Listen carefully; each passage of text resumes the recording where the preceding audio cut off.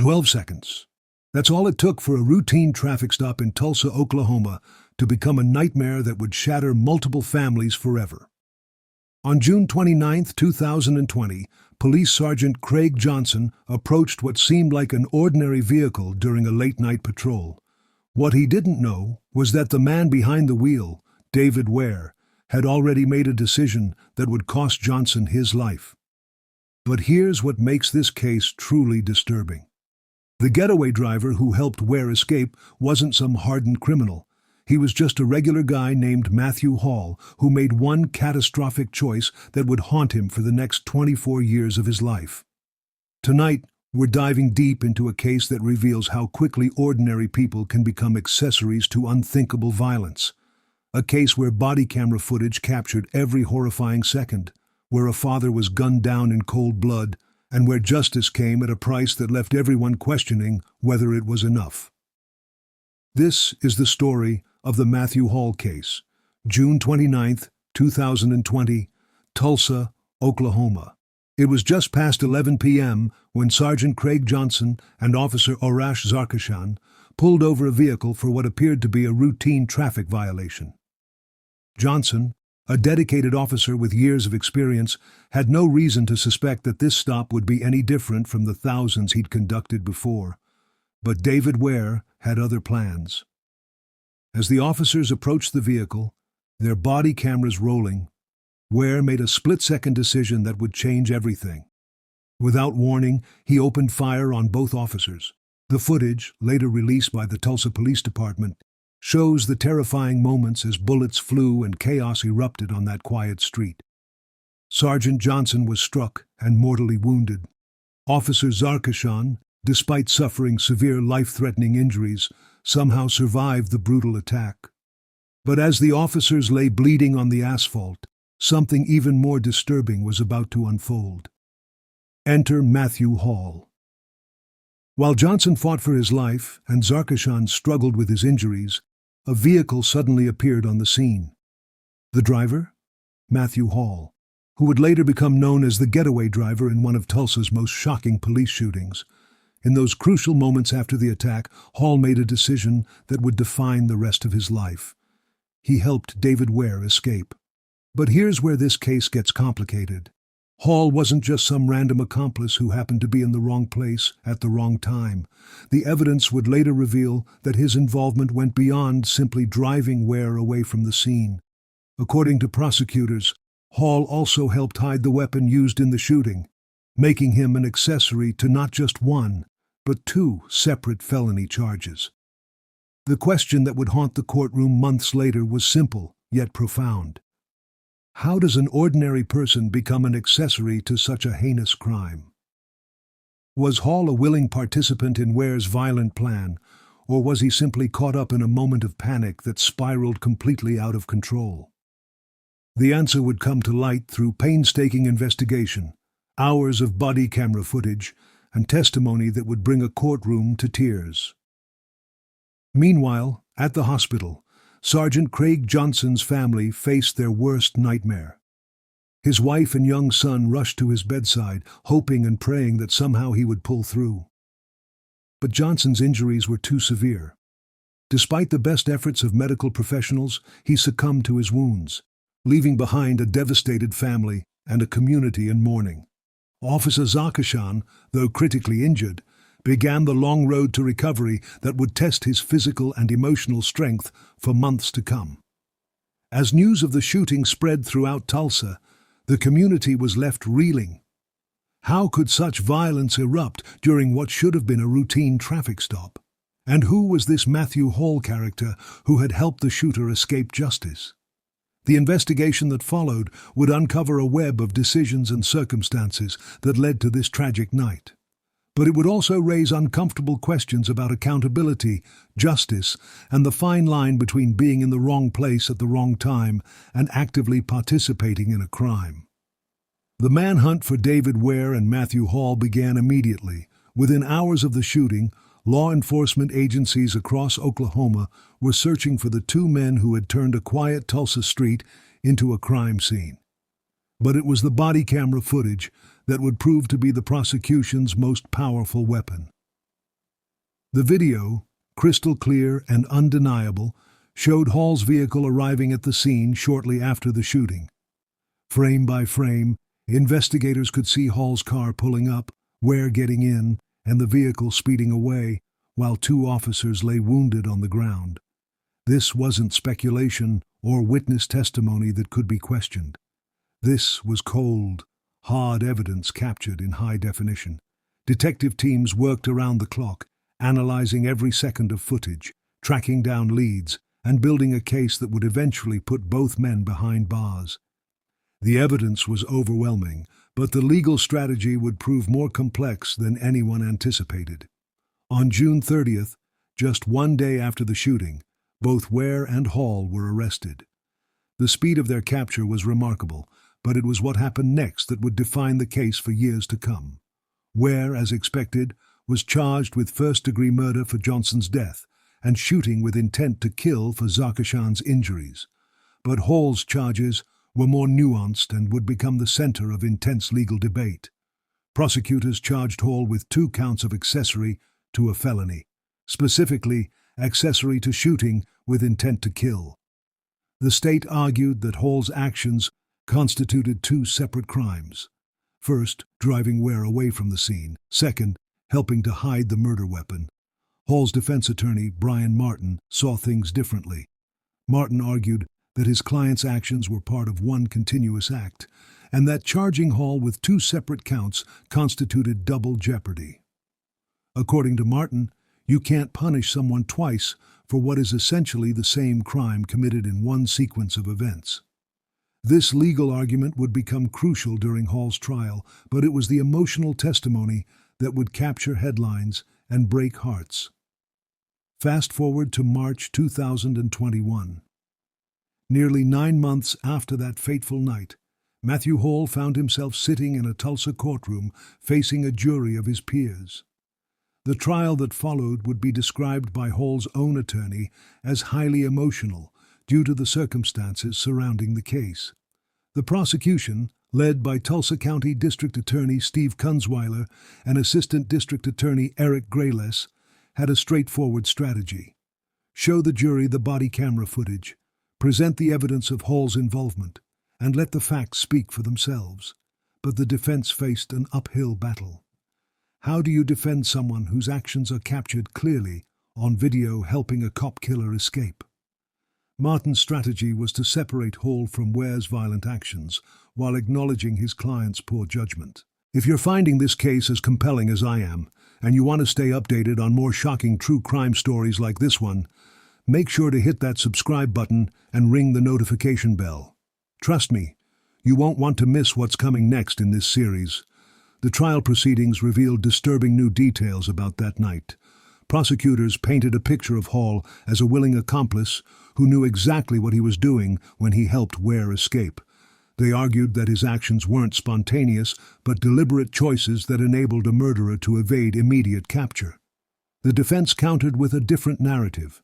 They portrayed Hall as someone who made a terrible split-second decision in a moment of panic, not a calculated criminal conspiracy. But it was the victim impact statements that would bring the courtroom to a standstill. Sergeant Johnson's widow took the stand, her voice breaking as she described the devastating impact of her husband's murder. But it was when Johnson's young son spoke that the true cost of Hall's actions became painfully clear. Assistant District Attorney Kevin Gray later described the scene, explaining how the little boy talked about wanting to play with his father, about building Legos together and sharing laughter. Instead, this child had to stand at the end of a hospital bed, begging his dad not to die. The jury deliberated for 3 hours. 3 hours to decide whether Matthew Hall's actions that night made him legally responsible as an accessory to the shooting of 2 police officers.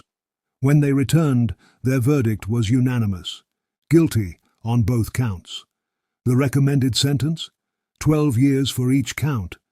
But the judge still had to decide whether Hall would serve these sentences concurrently, meaning at the same time, or consecutively, meaning one after the other. The difference between these 2 options would determine whether Hall spent 12 years or 24 years behind bars. March 22, 2021.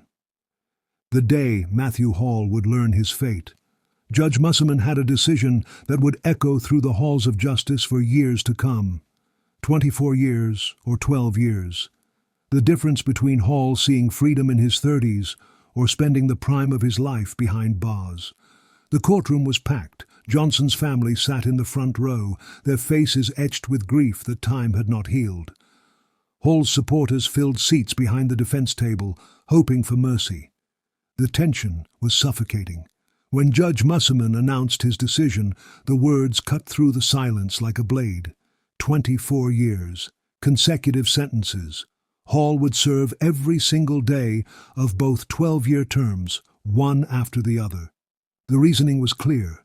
The judge viewed Hall's actions as two distinct crimes deserving separate punishment. Driving Ware from the scene was one crime. Hiding the murder weapon was another. Justice demanded accountability for both. Hall's attorney immediately announced plans to appeal, maintaining that the consecutive sentencing violated double jeopardy protections. But for now, Matthew Hall would begin what could be a quarter-century behind bars. But here's what makes this case even more complex. While Hall received his sentence, the main perpetrator, David Ware, was still awaiting trial. The man who actually pulled the trigger, who actually killed Sergeant Johnson and nearly killed Officer Zarkishan, hadn't faced justice yet. Prosecutors weren't taking any chances with Ware. They announced they would seek the death penalty, making this a capital murder case with the ultimate stakes. Ware's trial was scheduled for June 2021, nearly a full year after the shooting. The disparity raised uncomfortable questions. Hall, the getaway driver, had been sentenced to 24 years within 9 months of the crime. Ware, the actual shooter, was still navigating the legal system with his life hanging in the balance. This timing difference highlights a troubling reality in the American justice system. Sometimes the accomplices face consequences before the primary perpetrators, creating a strange dynamic where the supporting players are held accountable while the main actors continue fighting their charges. Officer Zarkishan, meanwhile, continued his recovery process. The physical wounds were healing, but the psychological trauma of that night would take much longer to overcome. His survival was nothing short of miraculous, but survival came with its own burdens that would last a lifetime. The Tulsa Police Department released the body camera footage to the public, a decision that sparked debate about transparency versus trauma. The video was disturbing, showing in graphic detail how quickly a routine traffic stop can turn deadly, but it also served as undeniable evidence of what happened that night. District Attorney Steve Kunzweiler praised the role of body cameras in securing Hall's conviction, noting that without this technology, the case might have been much more difficult to prosecute. The footage eliminated any doubt about Hall's presence and actions at the scene. Now here's where this case takes an interesting turn that most people don't know about. The legal precedent set by Hall's consecutive sentencing has implications far beyond this single case. Defense attorneys across Oklahoma are now arguing that similar accessory charges should be treated as single continuous acts rather than multiple separate crimes. Hall's appeal, which his attorney Brian Martin pursued aggressively, challenged not just his specific sentence, but the broader interpretation of accessory laws in Oklahoma. The outcome could potentially affect how getaway drivers and other accomplices are charged and sentenced in future cases.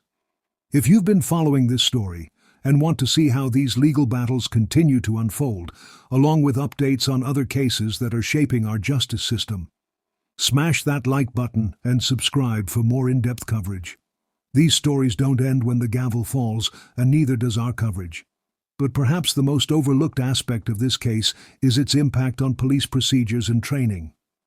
The Tulsa Police Department conducted extensive reviews of the incident, analyzing everything from the initial traffic stop to the officer's response during the shooting. These reviews led to updated protocols for high-risk traffic stops and enhanced training programs designed to help officers identify potentially dangerous situations before they escalate. Johnson's death, while tragic, contributed to changes that could save other officers' lives in the future. The broader community impact cannot be understated. Tulsa residents grappled with questions about police safety, criminal justice, and the randomness of violence that can erupt anywhere, anytime. The shooting happened in an ordinary neighborhood during what should have been a routine evening patrol. Local support groups formed to help families of fallen officers, while community leaders organized vigils and fundraisers for both Johnson's family and Zarkishan's recovery. The tragedy brought people together in ways that highlighted the best of human nature amid the worst of circumstances. As of today, Matthew Hall remains incarcerated, serving his 24-year sentence. His appeal process continues to work through the courts, but legal experts consider his chances of overturning the consecutive sentencing to be slim. David Ware's case concluded with his conviction and death sentence, though that process involved its own lengthy appeals that continue to this day. The wheels of justice turn slowly when life and death hang in the balance. Officer Zarkishan returned to duty after extensive rehabilitation, though he carries physical and emotional scars from that night. His recovery represents both the resilience of the human spirit and the lasting cost of violence on its survivors.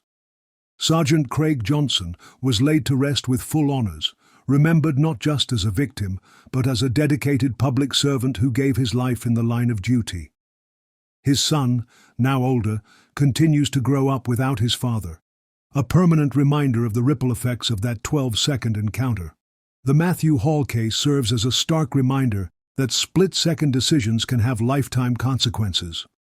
Hall's choice to help Ware escape didn't just change his own future. It affected Johnson's family, Zarkishan's recovery, the Tulsa community, and the legal precedents that will guide similar cases for years to come. In a world where we often think about crime in terms of black and white, the Hall case exists in shades of gray. Was he a calculating accomplice or a panicked individual who made a terrible mistake? Was 24 years justice or excessive punishment for someone who didn't pull the trigger?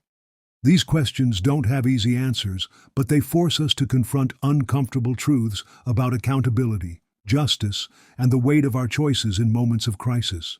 The body camera footage that convicted Hall continues to serve as evidence in training programs across the country.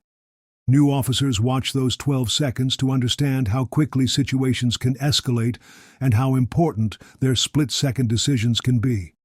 For Matthew Hall, those 12 seconds in June 2020 cost him 24 years of his life. For Sergeant Johnson's family, they cost them everything. For Officer Zarkishan, they changed everything. And for all of us watching from the sidelines, they serve as a sobering reminder that in the space between right and wrong, between hero and accomplice, between freedom and prison, sometimes there are only seconds to choose. The Matthew Hall case is closed, but its lessons continue to resonate through courtrooms, police academies, and communities across America. Because sometimes the most important stories aren't about the crimes themselves, but about the choices we make when everything falls apart.